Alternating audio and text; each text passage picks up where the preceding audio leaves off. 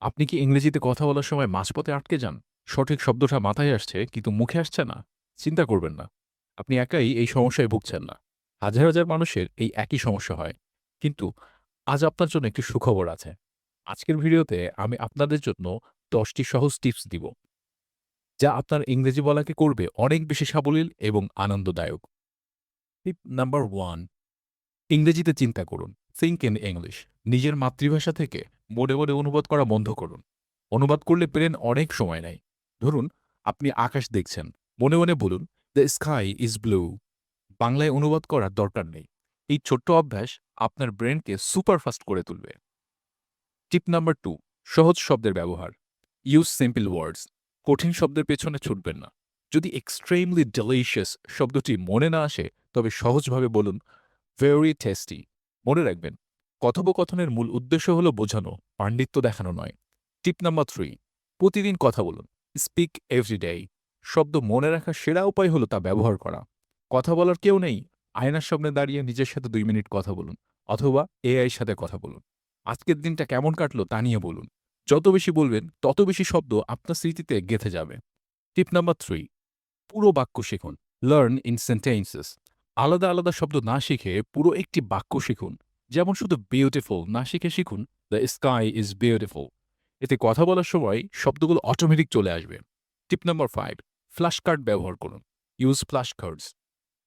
কাগজের একপাশে ইংরেজি শব্দ এবং অন্য পাশে তার ছবি বা মানে লিখে রাখুন। দিনে মাত্র ৫ মিনিট এগুলো দেখুন। আপনার মস্তিষ্ক ছবি বা ছোট নোট দ্রুত মনে রাখতে পারে। টিপ নাম্বার 6, ইংরেজি শুনুন।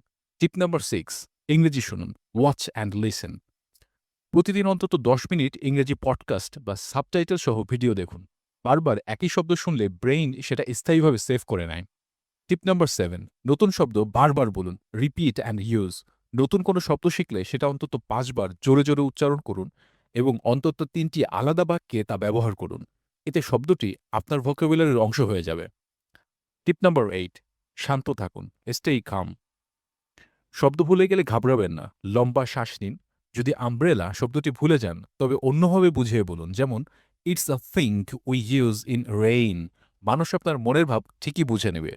কারণ একটা কথা অনেকভাবে বলা যায়। আপনি সেটা চেষ্টা করুন। টিপ নাম্বার 9, প্রতিদিন একটি বাক্য লিখুন। Right daily. লেখা আপনার স্মৃতিকে আরও শক্তিশালী করে। প্রতিদিন নিজের ডায়েরিতে মাত্র একটি করে ইংরেজি বাক্য লিখুন। এটি কথা বলার সময় সঠিক শব্দ খুঁজে পেতে ম্যাজিকের মতো কাজ করবে। টিপ নাম্বার 10, শব্দের সাথে ছবির সংযোগ করুন। Connect with images. আপনার ব্রেন টেক্সটের চেয়ে ছবি ভালো মনে রাখে। কোনো বস্তু দেখলে সরাসরি তার ইংরেজি নাম মনে করার চেষ্টা করুন। দরজা দেখলে ডোর চিন্তা করুন। জানালা দেখলে উইন্ডো। আকাশ দেখলে স্কাই চিন্তা করুন। এই ১০টি টিপস আজ থেকেই ফলো করা শুরু করুন। দেখবেন ইংরেজিতে কথা বলা আপনার জন্য কত সহজ হয়ে যায়। এখন আপনার কাছে আমার একটি প্রশ্ন। ইংরেজিতে কথা বলার সময় আপনি কি শব্দ ভুলে যান? আর এই ১০ টি টিপসের মধ্যে কোনটি আপনার সবচেয়ে বেশি ভালো লেগেছে? কমেন্টে আমাকে অবশ্যই জানাবেন। আমি আপনাকে সাহায্য করব। ভিডিওটি ভালো লাগলে লাইক দিন এবং বন্ধুদের সাথে শেয়ার করতে ভুলবেন না। আরও এমন টিপস পেতে এখনই সাবস্ক্রাইব করুন। দেখা হবে পরের ভিডিওতে। Take care.